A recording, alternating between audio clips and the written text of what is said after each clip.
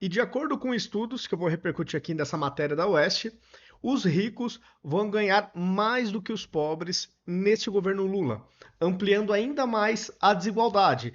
Mas é aquela narrativa, é aquela história da campanha eleitoral, né, de que a esquerda sempre vai diminuir a desigualdade, melhorar a vida dos pobres e tal. Infelizmente, muitas vezes isso fica apenas no discurso barato, que é aquele discurso que de fato aumenta as chances, né, desse espectro ideológico vencer as eleições. Mas quando a gente vai para o mundo real, as coisas são bem diferentes quando eles assumem o poder.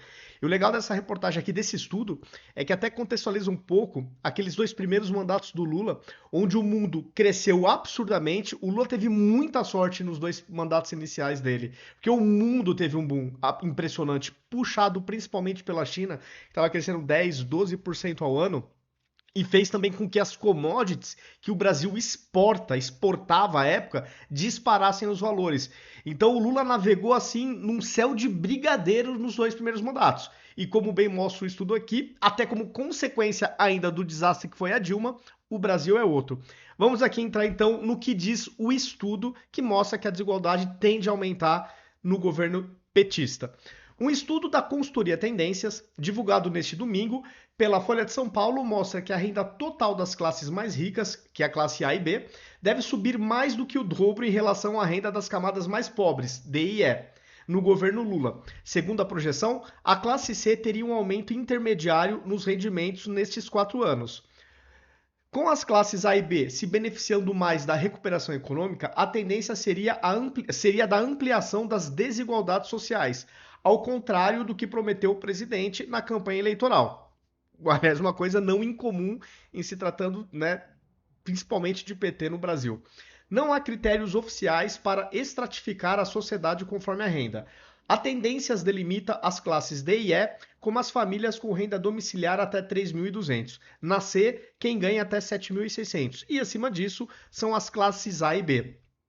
Analistas de macroeconomia, da Tendências, Lucas Assis afirma que neste ano os mais pobres, em razão do esforço dos programas sociais, como Bolsa Família, que fez o teto de gastos extrapolar 145 bilhões, terão um crescimento de renda de 6,4, semelhante às classes A e B. Infelizmente, aquela forma artificial, né? Não é gerando empregos nem nada do tipo.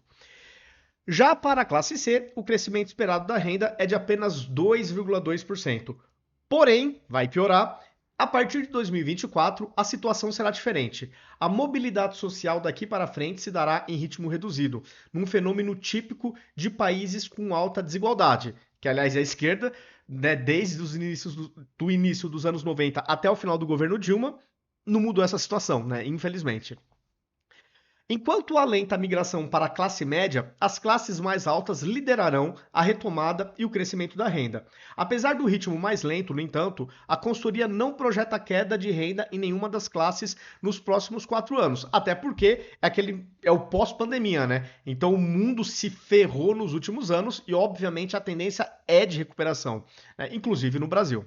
Nas classes A e B, há também concentração de funcionários públicos em que a dinâmica da economia pouco interfere, pois eles têm estabilidade. Eles têm estabilidade e o povo tem que, né, com o suor do seu trabalho, trabalhando quase 5 meses do ano, tem que pagar os impostos altíssimos para bancar tudo isso também.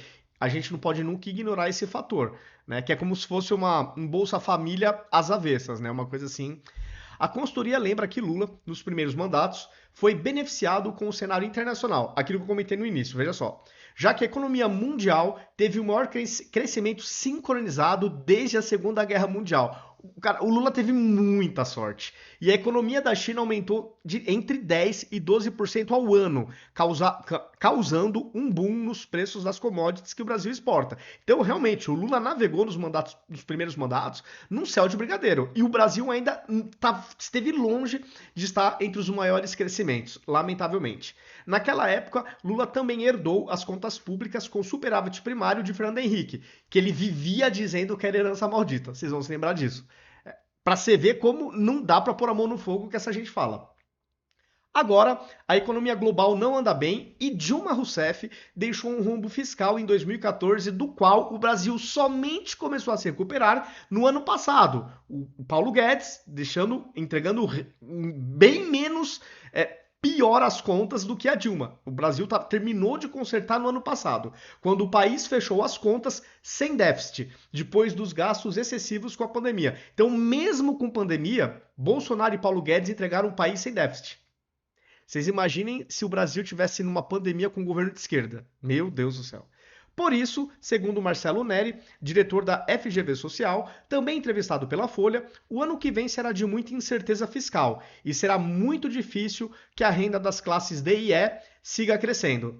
Pois é, né? Então, o pai dos pobres aí, né? Enfim, vamos ver. Vamos, pelo menos, eu torcer que não seja melhor, obviamente, né?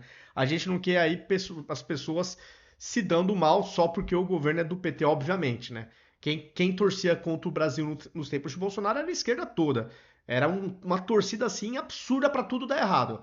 A gente não tem essa hipocrisia que eles têm. Então tomara que seja pelo menos melhor para as classes C, D e E, né? Do que tá aí, do que pelo menos esse estudo sinaliza nos próximos 4 anos. Pessoal, é isso. Comentem, enfim, o que vocês acharam desse estudo. Se gostaram do vídeo, compartilhem. Me sigam nas redes sociais, ativem as notificações e até o próximo vídeo.